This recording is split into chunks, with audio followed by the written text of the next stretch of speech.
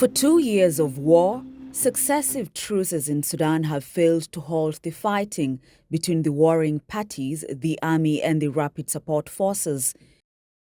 In the states of Khartoum, Darfur and Kordofan, no voice is louder than the sound of guns and cannons.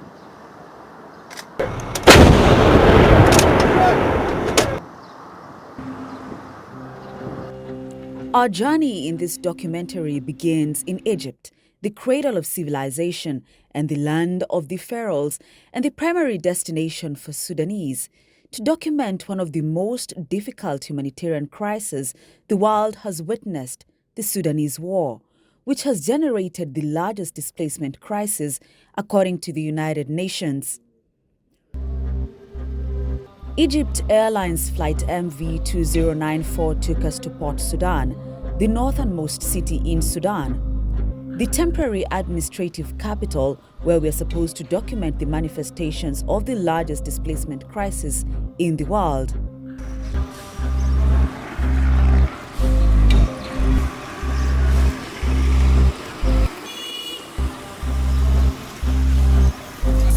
The coastal city of Port Sudan is teeming with more than 200 displacement camps, housing more than 210,000 people displaced from the raging conflict zones. This center, you see, used to be a school, but the authorities here in Port Sudan have transferred it into a refugee center. This center, as you can see right now, is full of displaced and refugees. More than 105 are living inside this refugee center. Behind these walls, you will find many refugees that are suffering right now from chronic diseases. But unfortunately, the authorities are unable to provide aid for them. Lily Jones, displaced from South Sudan, first fled the brutal war there in the 1990s as a child, only to find herself here nearly 30 years later, forced to bear the brunt of another war. We don't have place to stay, no food, no good place, no people that we know. Sometimes difficult like sickness and also water. The water is not good. Really, we are not happy. We are not happy and we are not staying well, but because of the war. Now from refugee, now we became like displaced refugee. This is our life. One day, another day, children are sick. They are sleeping like this with sleeping dust. This is our situation here.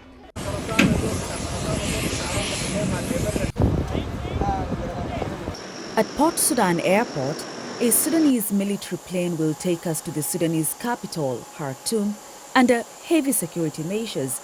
This is the first time a team of journalists has been able to reach this spot, especially after the army opened the road to the General Command in the center of the capital, Khartoum, in late February 2025. The military plane lands safely at Wadi Saidna military base, but before landing, it shows us an aerial view of Momen, which has already begun to recover from the devastation.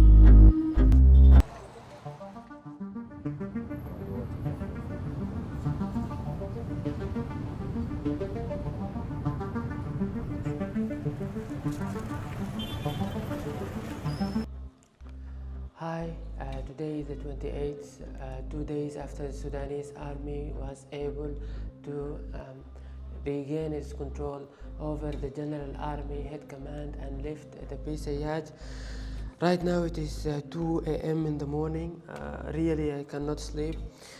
I'm really afraid of what's going to happen today, but all my hopes is not to die, of course, by an RSF sniper. I hope that the day will go as planned without any difficulties, and I hope that we will be able to reach many areas that many of the people couldn't reach, of course, because of the war. On February 28th, the sun rises in the capital Khartoum as we march in an army convoy toward the general command, surrounded by RSF snipers from all sides. Sometimes we're prevented from filming, other times we are allowed. Sometimes the vehicle exceeds 120 kilometers per hour to escape sniper fire, and other times it slows down.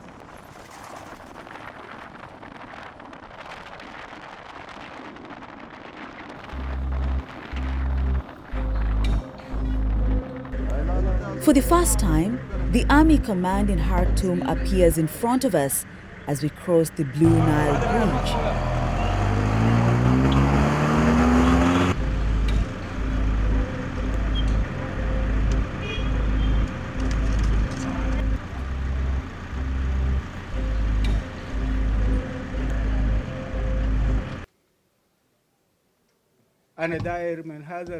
From this standpoint, I want to give the Sudanese people good news that victory is coming, that victory is very close, and that your armed forces are committed to this pledge. This is our pledge to the Sudanese people, our pledge to the country, and our pledge to the Lord of the worlds, to whom we have taken the oath. On our way back from the Army General Command to Omdurman, the road was not smooth. A bullet hits the car window and shatters the camera.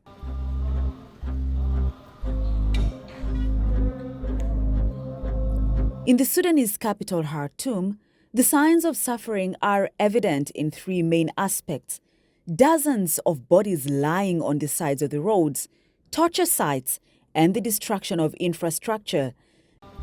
The capital, once teeming with life, has become overnight a place littered with corpses and ghosts.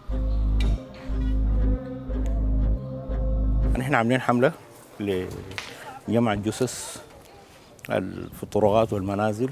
We are conducting a campaign to collect bodies from the streets and homes. We received a report from citizens on Al-Wali Street here. There was a rapid support forces checkpoint here where they were killing citizens and throwing them into the well. المواطنين ويقذفوهم داخل البير.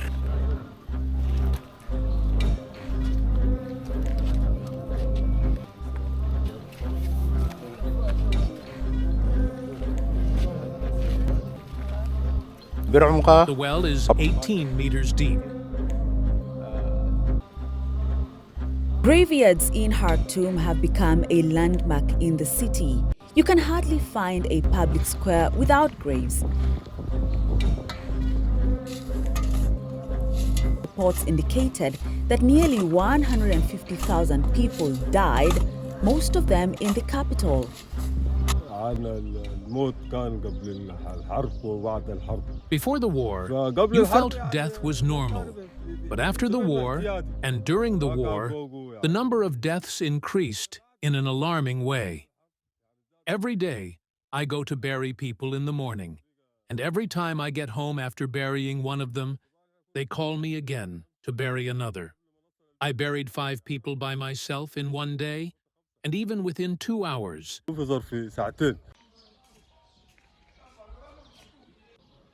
Sudanese people are not killed by bullets alone. Mohamed, Omar and others were almost killed here in the radio and television building. And behind these walls, under the torture of the Rapid Support Forces, which operates more than 40 detention centers in the capital alone, holding at least 9,000 people, according to activists. They poured water in my noses and forced me to confess, and showed me a person who died in front of me. I reached a stage where I told them I will confess, and I do not know what I will confess to.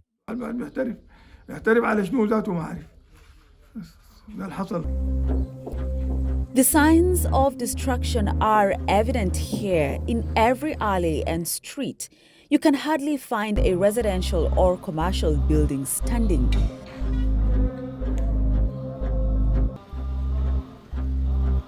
The city's markets have lost their congestion, and merchants and traders have suffered heavy losses. The cityscape, too, where we traveled to conduct interviews for this film, has changed.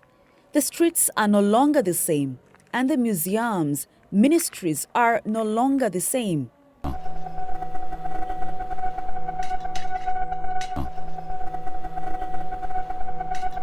The National Museum, one of Sudan's most important museums, was also subject to destruction, especially after the Rapid Support Forces seized its headquarters in May 2023, leaving millions of dollars in damage to its collections.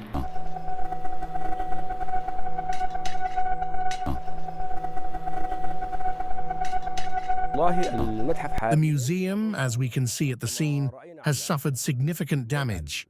A significant portion of the artifacts were looted, and even the few that remained on the museum grounds were smashed and shattered. We repaired a number of pieces and maintained the museum's entrance doors to conserve what's left of the antiquities. We also contacted the People's Armed Forces.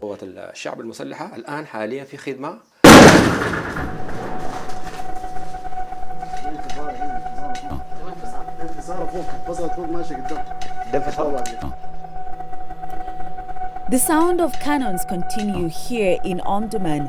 The war has not yet ended.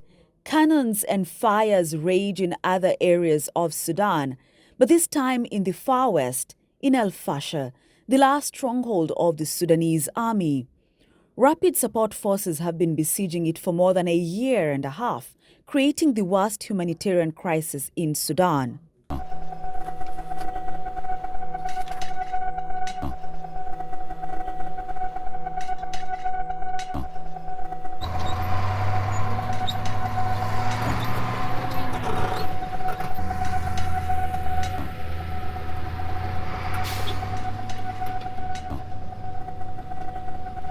We've been pushing for months to get to these communities. We've got convoys coming from Port Sudan, going to Kadugli, to Dilling, also other convoys trying to reach North Darfur. The message is these convoys have to reach their final destination. We have to get to these populations. We're asking everybody involved along those roads to give us free passage so that we can assist these populations. In this camp, Hadija and her friends groan from hunger, leaving them to eat tree leaves and leftover cooking oil to survive. There is a lot of hardship and suffering in this place. One of the things is that people here are eating umbaz. Umbaz is the waste left over after pressing the oil from peanut shells, a type of animal's feed. After they produce the oil, we take the umbaz. Here it is.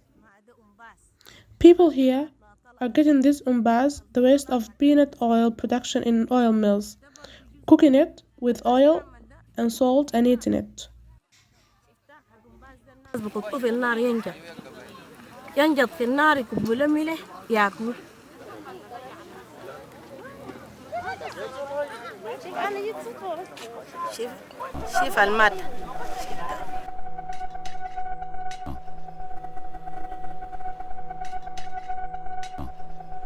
Outside the walls of El Fasher, human smuggling across borders is Salma's choice, who finds no treatment for her only child.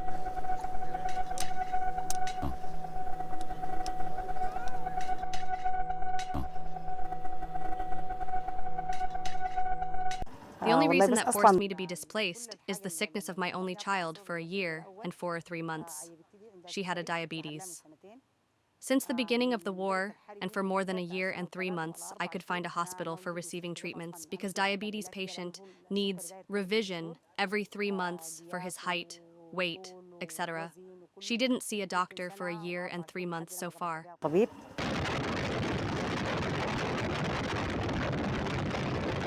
In this desert, thousands choose to come here monthly to escape the scourge of suffering they encounter across every inch of Sudan. The journey is not easy, as a significant number end up wounded or killed after making this perilous journey to neighboring countries. For more than 2 years of the Sudanese war, these people have found neither shelter nor comfort in El Fasher, Khartoum, Darfur, and all the cities we visited. However, their suffering has gone from bad to worse, and that can only mean one thing: the suffering continues.